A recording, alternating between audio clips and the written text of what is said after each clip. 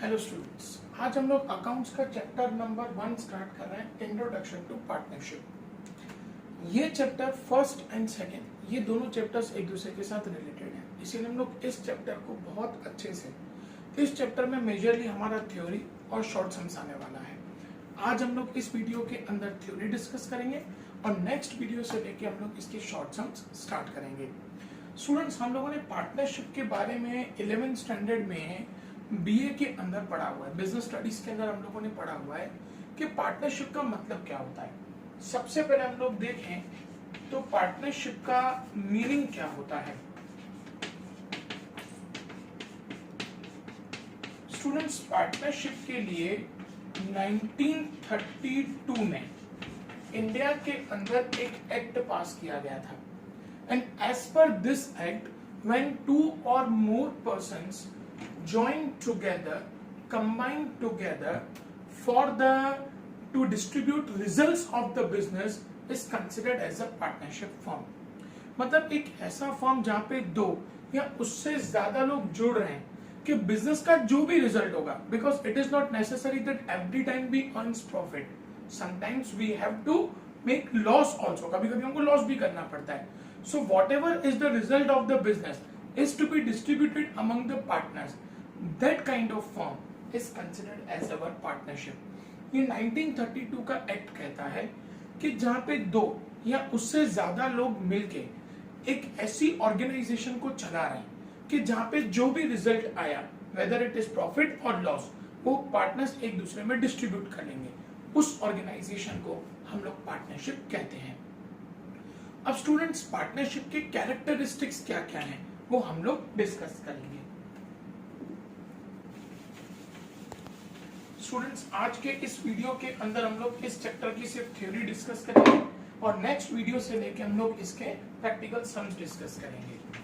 सबसे पहले हम लोग पार्टनरशिप के कैरेक्टरिस्टिक्स के बारे में डिस्कस करते हैं।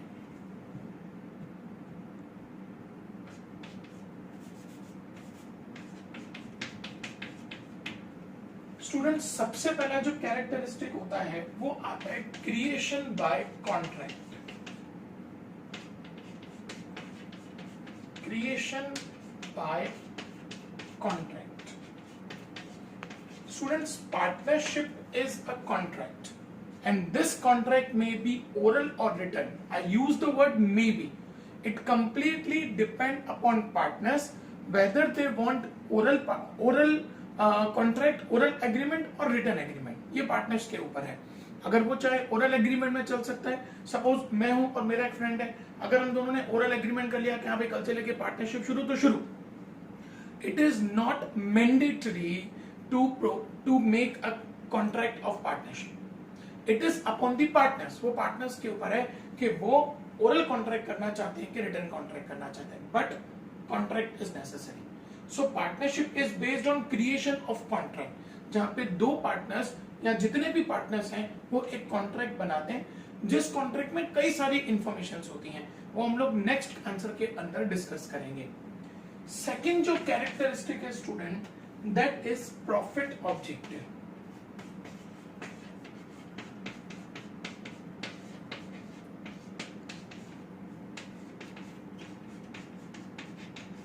Students, partnership is formed for the distribution of profit और लॉस, लेकिन उनका जो ऑब्जेक्ट होता है, जो पर्पस होता है, वो पर्पस होता है प्रॉफिट का।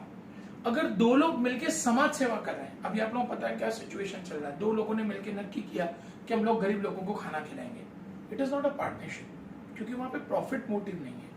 वो लोग ये काम कर रहे हैं किसके लिए? सोसाइटी के लिए, सोशल बेनिफिट के लिए। So it is not a partnership.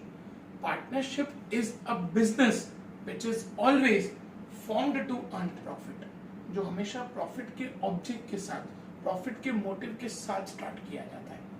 तो जहां पे प्रॉफिट है वहीं पे पार्टनरशिप होता है, प्रॉफिट नहीं है तो वो कभी पार्टनरशिप नहीं हो सकता। तीसरा कैरेक्टरिस्टिक हम लोग डिस्कस करेंगे, लीगल बिजनेस। स्टूडेंट्स, पार्टनरशिप सिर्फ और सिर्फ लीगल बिजनेस के लिए ही हो सकता है।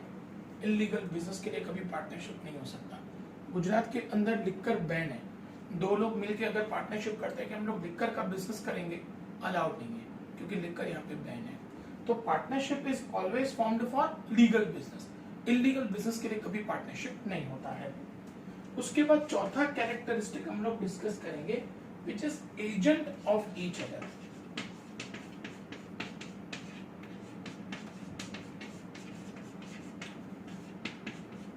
Students, every partner is principal as well as every partner is agent. Suppose A, B, C तीन पार्टनर हैं, अगर B ने कोई डिसीजन लिया तो B प्रिंसिपल कहलाएगा और A और C को उस डिसीजन को फॉलो करना पड़ेगा, तो A और C उसके एजेंट कहलाएंगे। So every partner is considered as a principal क्योंकि हर पार्टनर को डिसीजन लेने का पावर है एंड रिमेनिंग पार्टनर्स को उसको फॉलो करना पड़ेगा, तो remaining partners are considered as agent. इसलिए हमारे कैरेक्टरिस्टिक में बोला गया agent of each other. So every partner is agent of each other. एक पार्टनर ने डिसीजन लिया तो उसको बाकी पार्टनर्स को फॉलो करना पड़ेगा। Point number 5, characteristic number 5, number of partners.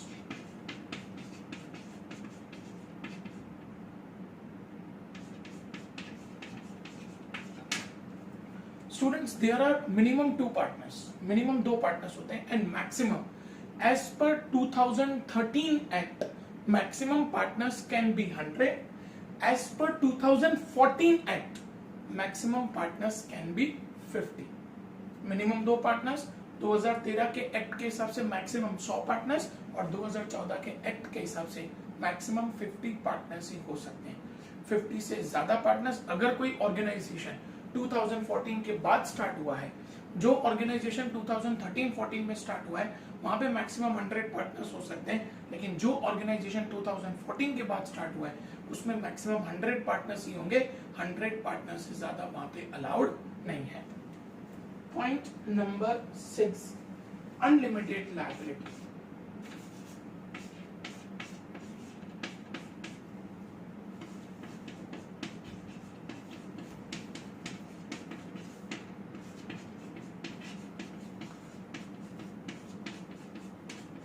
Students, liability of each and every partner is unlimited in partnership। Her partner की liability unlimited होती है। इसका मतलब क्या होता है कि if a firm is making loss, अगर फर्म लॉस कर रही है और लॉस बहुत ज्यादा हो गया तो जितना भी लॉस है वो सभी पार्टनर्स को बेयर करना है और वो लॉस बेयर करने के लिए पार्टनर्स को अपनी पर्सनल प्रॉपर्टीज भी बेचनी पड़ेगी। इसीलिए इसको हम लोग कहते हैं अनलिमिटेड लायबिलिटी। मतलब अगर लॉस ज्यादा हो गया पार्टनरशिप फर्म का तो पार्टनर्स को अपनी पर्सनल प्रॉपर्टीज बेच के भी फर्म का नुकसान बेयर करना पड़ेगा, फर्म का नुकसान चुकाना पड़ेगा, उसको हम लोग कहते हैं unlimited liability. And the last characteristic is 7th number, ownership and management.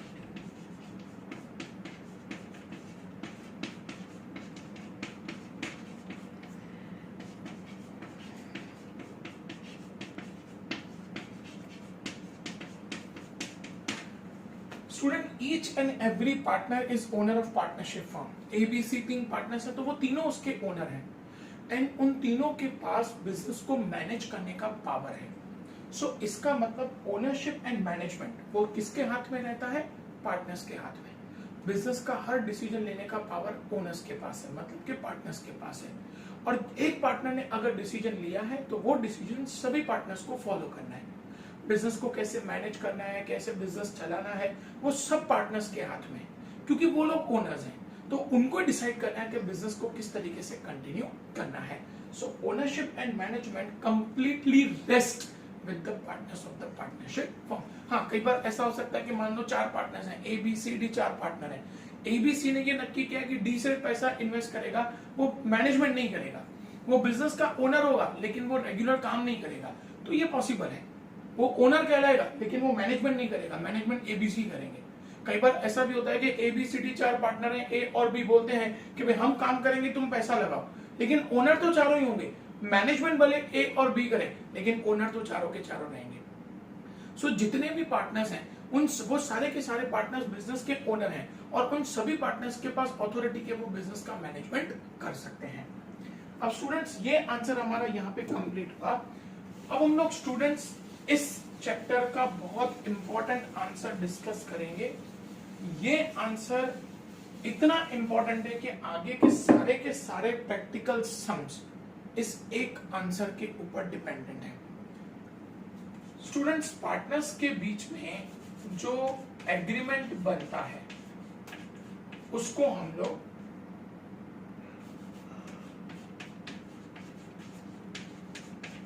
Partnership deed कहते हैं। What we call it as students, partnership deed. मैंने आपको अभी भी बताया थोड़ी देर पहले कि पार्टनर्स के बीच में ओरल या रिटन एग्रीमेंट हो सकता है, लेकिन रिटन एग्रीमेंट हो ना तो ज्यादा प्रेफरेबल, क्योंकि सपोज ABC 3 पार्टनर्स हैं, उन्होंने ओरल एग्रीमेंट से बिजनेस चालू कर दिया, बिजनेस बढ़ता चला गया, बिजनेस में प्रॉफिट बढ़ता चला गया। अब C बोलता है कि मेरी मेहनत की वजह से मुझे प्रॉफिट ज्यादा चाहिए, कोई रिटन एग्रीमेंट तो है नहीं, तो कैसे डिसाइड करेंगे कि उनको कितना प्रॉफिट मिले?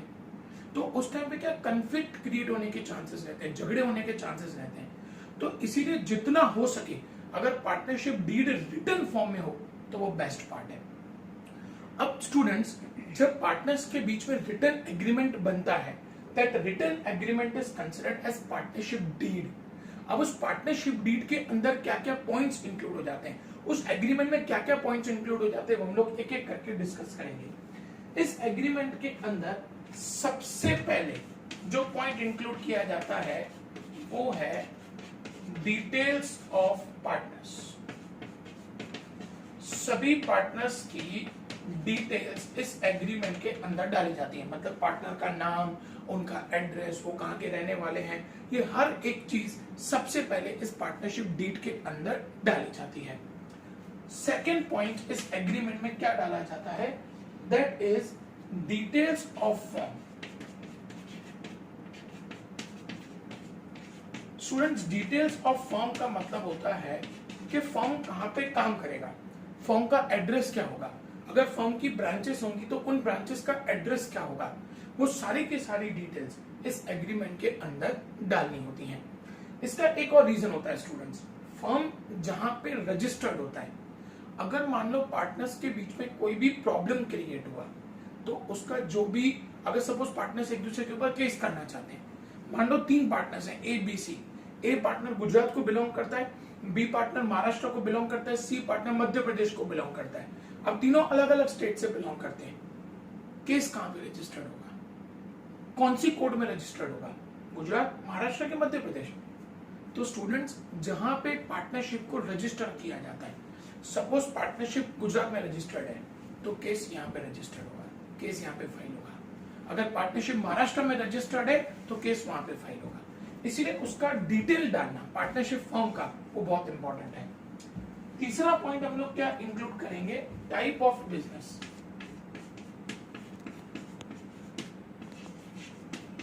हमारा बिजनेस का टाइप क्या है, बिजनेस का टाइप क्या है का मतलब स्टूडेंट्स क्या होता है कि हम लोग परचेस सेल की एक्टिविटी कर रहे हैं, हम प्रोडक्शन कर रहे हैं, किस तरीके का बिजनेस कर रहे हैं, हम लोग गोल्ड का बिजनेस कर रहे हैं, हम ग्रोसरी का बिजनेस कर रहे हैं, हम कपड़े का बिजनेस कर रहे हैं, उस कपड़े के अंदर हम लोग क्या प्रोडक्शन कर रहे हैं या सिर्फ परचेस सेल का काम कर रहे हैं, तो वो टाइप ऑफ बिजनेस यहाँ पे मेंशन करना जरूरी है। पॉइंट नंबर 4 जो हम लोग इंक्लूड करेंगे, commencement of partnership.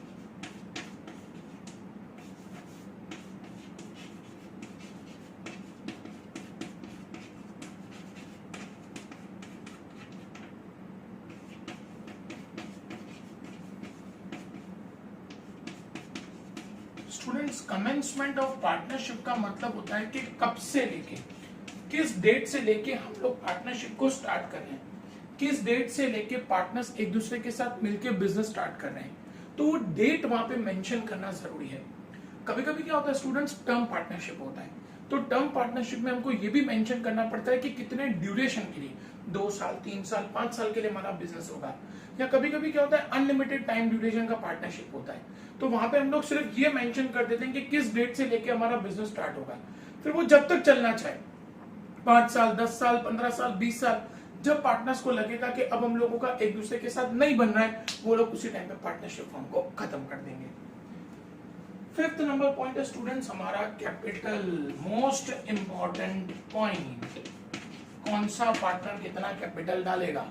ABC 3 partner है, A कितना लाएगा, B कितना लाएगा, C कितना लाएगा, वो यहाँ पे मेंशन होना जरूरी है, बाद में उठ के कहीं कन्फ्लिक्ट क्रिएट ना हो, इसीलिए कैपिटल का मेंशन होना जरूरी है।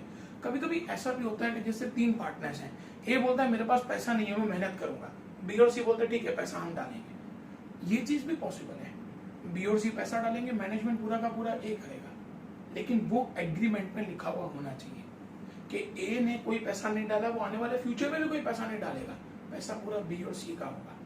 तो ये चीज वहां पे मेंशन होनी जरूरी है। तो कौन सा पार्टनर कितना पैसा लेके आएगा वो इस कैपिटल के पॉइंट पे मेंशन किया हुआ होना चाहिए। पॉइंट नंबर 6 आता है स्टूडेंट्स, इंटरेस्ट ऑन कैपिटल। अब स्टूडेंट्स, जिन पार्टनर ने कैपिटल बिजनेस के अंदर इन्वेस्ट किया, भाई ए बी सी तीनों पार्टनर्स हैं, तीनों पार्टनर्स ने बिजनेस को कैपिटल दिया, क्या बिजनेस, क्या फर्म उसके सामने उनको इंटरेस्ट देगा? अगर देगा तो कितना देगा? 5%, 6%, 8%, 10%, कितना वहां पे मेंशन किया हुआ है उतना परसेंटेज ही उनको उनकी कैपिटल के सामने इंटरेस्ट दिया जाएगा। स्टूडेंट्स, मोस्ट इंपॉर्टेंट पॉइंट बोल रहा हूं जिसका कई बार फिल इन द ब्लैंक मतलब कि एमसीक्यू या वन लाइनर पूछा जाता है। If nothing is mentioned about interest on capital, then can any partner ask for interest on capital from firm? मतलब अगर पार्टनरशिप डीड में इंटरेस्ट ऑन कैपिटल का परसेंटेज मेंशन नहीं है, कोई पार्टनर बोलता है कि मेरे को 10% इंटरेस्ट ऑन कैपिटल चाहिए, नहीं मिलेगा, बिकॉज नथिंग इज मेंशन। अगर मेंशन है तो ही उसको इंटरेस्ट ऑन कैपिटल मिलेगा, अगर मेंशन नहीं है उसको इंटरेस्ट ऑन कैपिटल नहीं मिलेगा।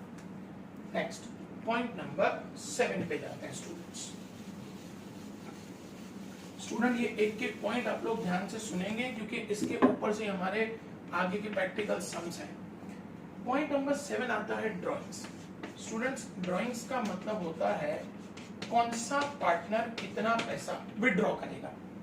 कभी कभी क्या होता है ना कि वो लोग फिक्स कर देते हैं, भाई हर महीने में A partner B partner C 2000, 5000, 10,000 withdraw करेंगे, या हर महीने की 1 तारीख पे विड्रॉ करेंगे, या हर महीने की 15 तारीख पे विड्रॉ करेंगे, या हर महीने के लास्ट पे विड्रॉ करेंगे, या 3-3 महीने में विड्रॉ करेंगे, वट एवर इट इज, वो उनके ऊपर है। लेकिन वो एग्रीमेंट में मेंशन होना चाहिए कि कौन सा पार्टनर कब कब कितना कितना पैसा विड्रॉ करेगा, वो हमारा एग्रीमेंट में लिखा हुआ होना चाहिए। Let's move towards the point number 8, interest on drawings. अगर पार्टनर ने पैसा विड्रॉ किया है तो क्या फर्म उससे कोई भी इंटरेस्ट चार्ज करेगी? मतलब उससे इंटरेस्ट लेगी 5%, 10%, वो सबके लिए एप्लीकेबल होगा। अगर 3 पार्टनर्स हैं A B C, suppose A 30,000 withdraw कर रहा है, बी 50,000 विड्रॉ कर रहा है, सी जो है वो 60,000 विड्रॉ कर रहा है, 5% उन्होंने इंटरेस्ट ऑन ड्राइंग्स रखा है, तो वो सबके ऊपर एप्लीकेबल है, सबको उतना इंटरेस्ट ऑन ड्राइंग्स पे करना पड़ेगा। Point number 9, distribution of profit and loss. Students, ये पॉइंट बहुत इंपॉर्टेंट है, इसलिए ध्यान से देखना क्योंकि इस पॉइंट के ऊपर आपके आने वाले 6 से 7 चैप्टर इस पॉइंट के ऊपर डिपेंडेंट है। ये आपको याद रखना है पूरे 12th कॉमर्स के अंदर।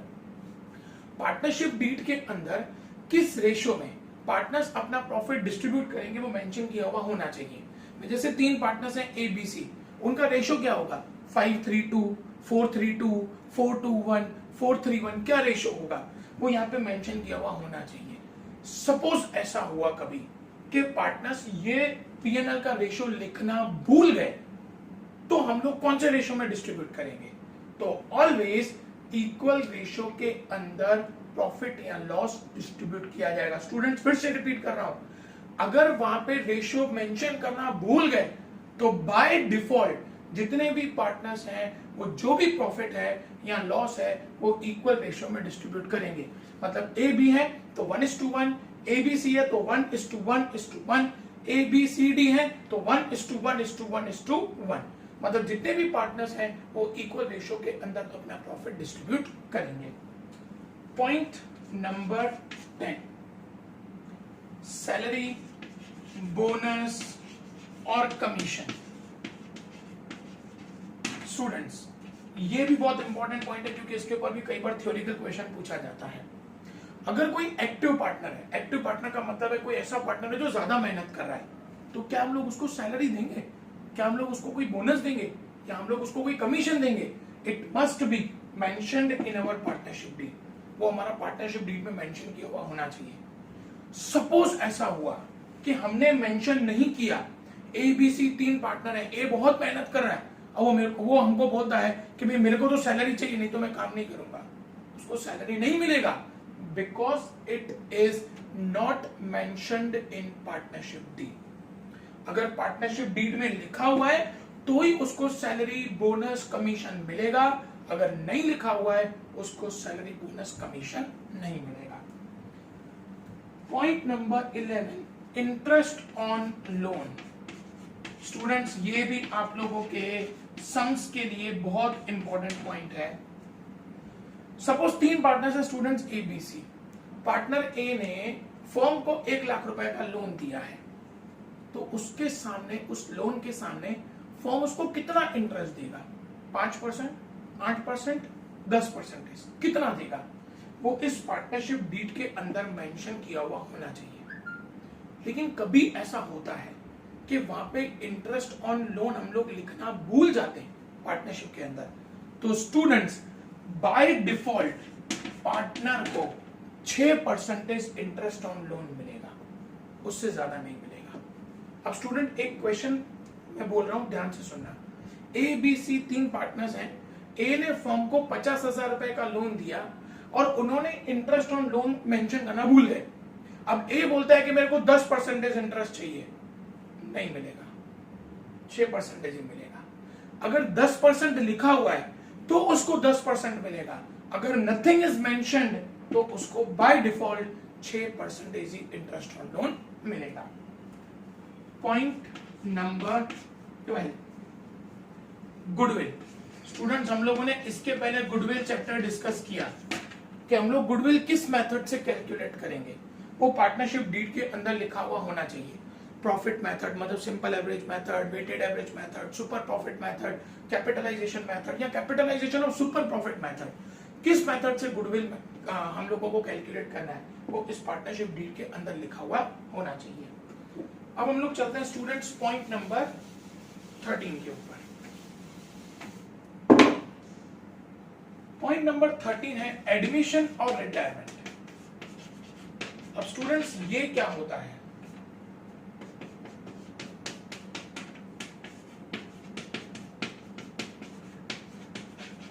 स्टूडेंट्स, एडमिशन का मतलब होता है नए पार्टनर्स को हमारी फर्म में लाना।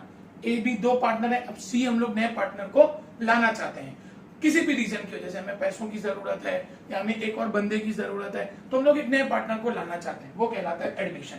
रिटायरमेंट का मतलब क्या होता है? A B C D 4 partner है, डी बोलता है कि मैं थक गया, अब मेरे को नहीं काम करना है, मेरे को निकलना है, उसको हम लोग कहते हैं रिटायरमेंट। तो उसके टर्म्स कंडीशन क्या होंगे?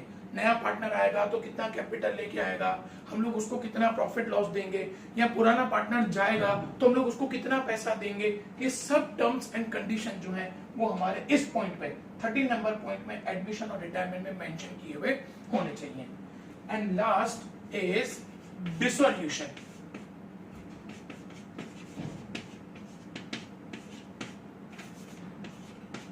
स्टूडेंट्स, डिसोल्यूशन का मतलब होता है पार्टनरशिप फॉर्म को बंद कर देना।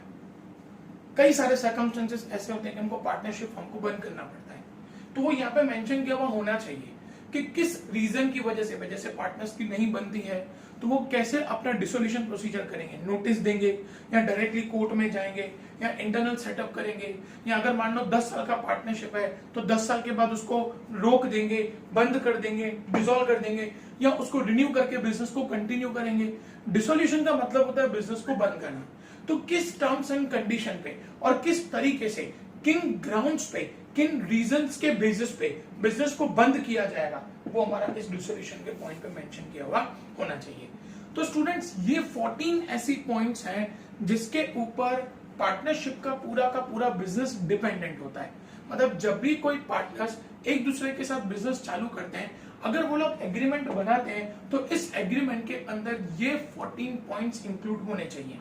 स्टूडेंट्स, मैं आपको रिक्वेस्ट कर रहा हूं कि ये वीडियो आप लोग अच्छे से समझ लेना, क्योंकि इसके बाद जब हम लोग प्रैक्टिकल सम्स शुरू करेंगे वो इस थ्योरी के ऊपर बेस्ड होंगे।